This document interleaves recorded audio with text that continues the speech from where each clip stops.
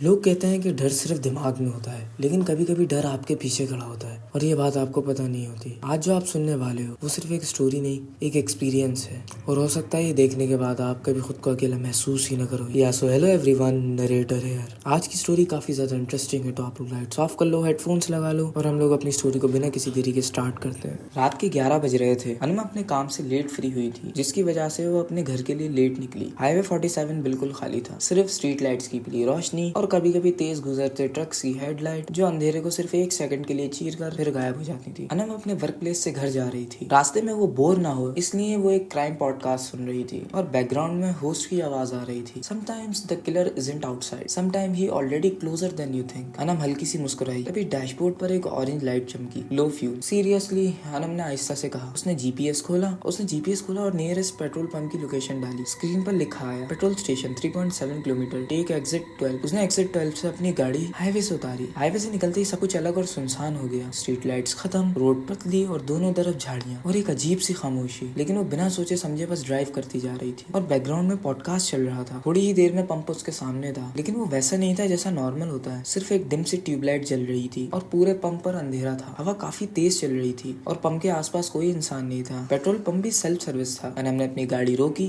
Engine बंद किया और बाहर निकली। ठंड एक्सपेक्टेड से काफी ज्यादा थी। उसने पेट्रोल भरना शुरू किया। हर सेकंड बस उसे ऐसा लग रहा था कि जैसे उसे कोई देख रहा है। उसने मुड़कर देखा, लेकिन वहाँ कुछ नहीं था, सिर्फ अंधेरा। वो पेमेंट करने के लिए पंप पे बनी हुई छोटी सी दुकान पर गई। अंदर एक बूढ़ा कैशियर था। उसकी आंखें भी काफी ज्यादा फटी हुई और स्टिल थी। अनम ने पूछा कितने हुए और अपने पर्स से पैसे निकालने लगी, पर वो कैशियर चुप था। उसने बस अपनी भारी सी आवाज में एक बात बोली, तुम्हारी गाड़ी के साथ जो खड़ा है वो तुम्हारे साथ है। अनम का दिमाग एक सेकंड के लिए ब्लैंक हुआ। कौन? उसने हल्का सा हंसकर पूछा। कैशियर ने अपनी गर्दन घुमाई और शीशे के बाहर इशारा किया। अनम धीरे से मुड़ी और उसने देखा स्ट्रीट लाइट के नीचे उसकी गाड़ी के बिल्कुल पास कोई खड़ा था। उसकी हाइट नॉर्मल से काफी ज्यादा लंबी थी। उसने अपना सर झुकाया हुआ था और वो बिल्कुल भी हिल नहीं रहा था। अनम का गला उसको देखकर सूख गया। उसने कैशियर को पैसे दिए और गुस्से में तेज चलती हुई बाहर गई और उसके पास जाकर खड़ी हो गई। अनम ने उससे कहा, हेलो, क्या चाहिए तुम्हें? उस साया ने धीरे से अपना सर उठाया। उसका चेहरा बिल्कुल खाली था, जैसे वहाँ कुछ हो ही ना, बस अंधेरा था। लेकिन उसकी आंखें काफी ज्यादा तेज चमक रही थी। अनम ने उसके चेहरे को गौर से देखा और खुद से कहा कि इंसान की आंखें ऐसे नहीं चमकती। वो चीज एक कदम आगे बढ़ी। उसके पैर काफी ज्यादा बड़े थे, लेकिन कोई आवाज नहीं हुई। तब अनम को पहली बार महसूस हुआ ये इंसान नहीं है। वो सीधा गाड़ी में बैठी और उसने दरवाजे लॉक कर लिए। उसने फौरन इग्निशन घुमाया ताकि वो यहाँ से भाग सके, लेकिन इंजन स्टार्ट नहीं हुआ, बल्कि इंजन में से अजीब सी आवाजें आने लगी। वो वापस स्टार्ट करने की कोशिश करने लगी और इस बार इंजन भी लकीली स्टार्ट हो गया। वो थोड़ा सा ही आगे बढ़ी तो इंजन फिर से बंद हो गया। वो अपनी गाड़ी के रियर व्यू मिरर में देखती है तो वो चीज उसकी गाड़ी के बिल्कुल पीछे खड़ी थी, बिल्कुल सीधी, बिल्कुल चुप। फिर उस चीज ने आहिस्ता आहिस्ता चलना शुरू किया। अनम बहुत ज्यादा डरने लगी और उसके हाथ काफी ज्यादा कांप रहे थे। उसे जल्दी में इग्निशन नहीं घूमा, बल्कि उसकी चाबी निकल के नीचे गिर गई। अनम ने फौरन चाबी उठाई, जल्दी से इग्निशन में लगाई और कांपते हुए हाथों से गाड़ी स्टार्ट करने की कोशिश करने लगी। गाड़ी वापस से स्टार्ट हुई और वो फुल स्पीड में पंप से बाहर निकली। उसके हाथ स्टीयरिंग पर काफी ज्यादा कांप रहे थे। वो उस रोड पे ड्राइव करके हाईवे की तरफ जाने लगती है। तभी वो अपनी गाड़ी के वापस से मिरर में देखती है तो वो चीज काफी ज्यादा तेजी से करीब आ रही होती है। अनम अपना ड्राइविंग पर फोकस रखती है और जल्दी से हाईवे पर आ जाती है। उसकी सांस काफी ज्यादा तेज फूल रही थी और वो काफी ज्यादा डरी हुई थी। वो थोड़ा ही आगे ड्राइव करती है तो उसे एक साइन बोर्ड लगा हुआ नजर आता है, होटल 1 किलोमीटर। उसने सोचा कि एक सेफ स्पॉट हो सकता है। उसने ये सोचा कि उसे वहां रुककर रेस्ट करना चाहिए और मूड को लाइट करके फिर से अपना सफर आगे कंटिन्यू करना चाहिए। फिर उसने ऐसा ही किया और वो वहां स्पीड में ड्राइव करती हुई पहुंची। पार्किंग बिल्कुल खाली थी। उसने अपनी गाड़ी साइड में पार्क की और जल्दी से होटल के अंदर चली गई। रिसेप्शन पे स्ट्रेंजली कोई नहीं था। उसकी नजर पास रखे एक सोफा पर गई तो वहाँ बैठकर वेट करने लगी किसी के आने का। थोड़ी ही देर बाद उसे एक अजीब सी चीज की आवाज आने लगी, जैसे कोई बहुत बड़ी चीज उसके करीब आ रही है। तभी उसकी नजर एंट्रेंस के ग्लास डोर पर पड़ी और उसने उसी साया को देखा। वो साया दरवाजे के बाहर खड़ा था और इस बार अनम उसके ज्यादा पास थी। उसका सर टेढ़ा था, जैसे हड्डियां अपनी जगह पर ना हो। अनम ने चीखने की कोशिश की,